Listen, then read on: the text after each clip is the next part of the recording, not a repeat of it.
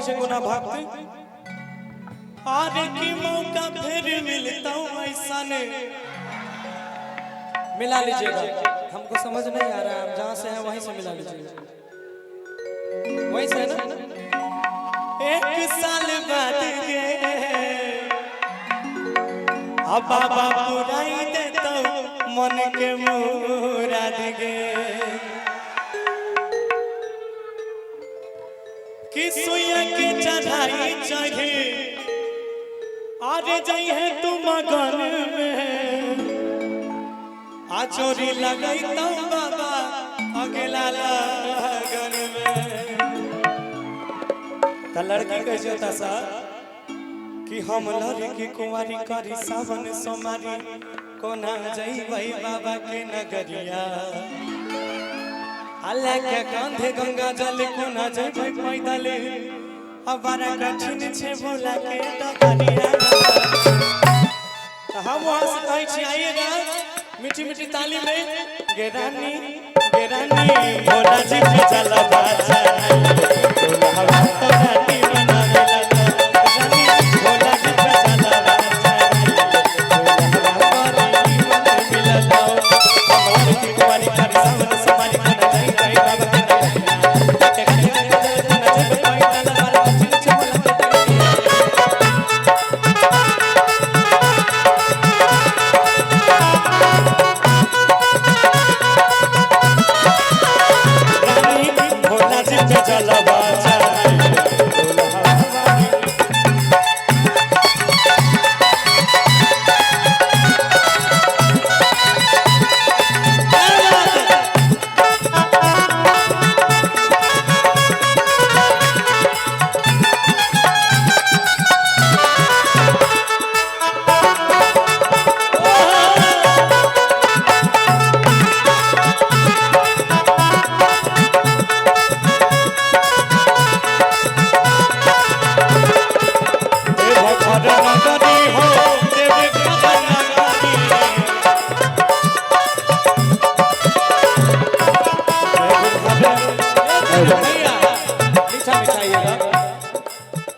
देखो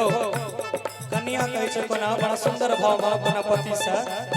देव घर नगरी देव घर नगरी देव घर नगरी हो देव घर नगरी रे कहिया आराई बाबा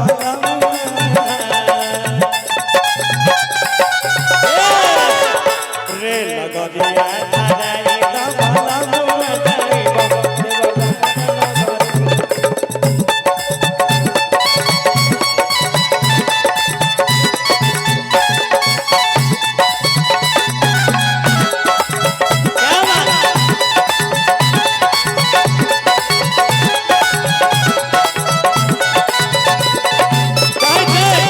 मौका फिर मिलता हूँ ऐसा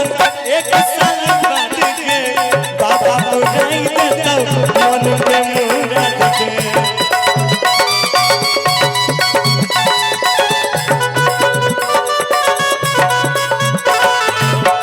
सावन में देव घर के अलग नजारा छै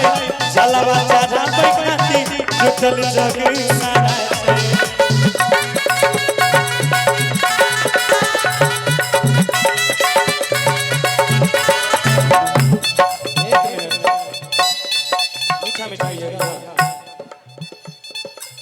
मौका फिर मिलता हूँ ऐसा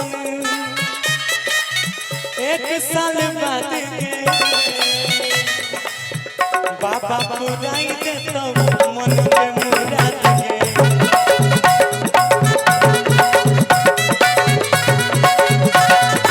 फिर लड़की कहे हमारा जे हमारा जे कष्ट के कंठ बंदोबस्त हम छिए बहुत सुखी देख के फिर बार मोरे मन से कमार हम बेखुशी बात के दुलारी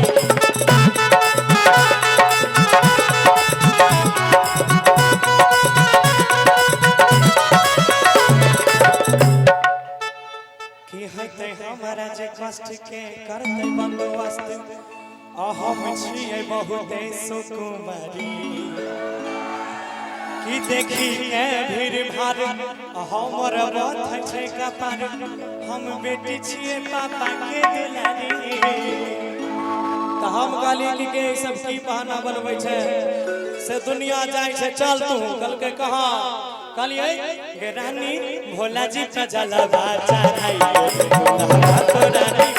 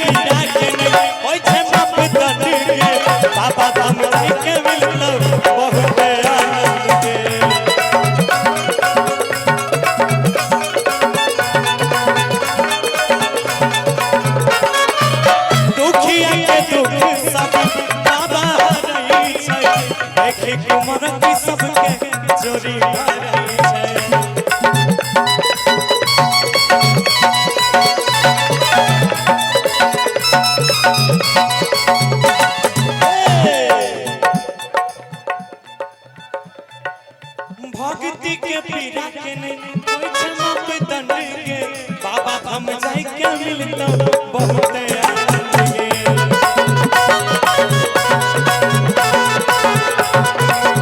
और मीठा मीठा दुखिया के दुख सब बाबा हरई छै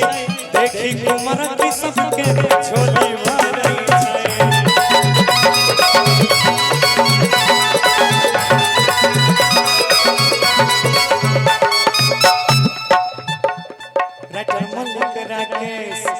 मलिक राकेश सब कहानी विशेष हम बुझ गेलिए सारा बतिया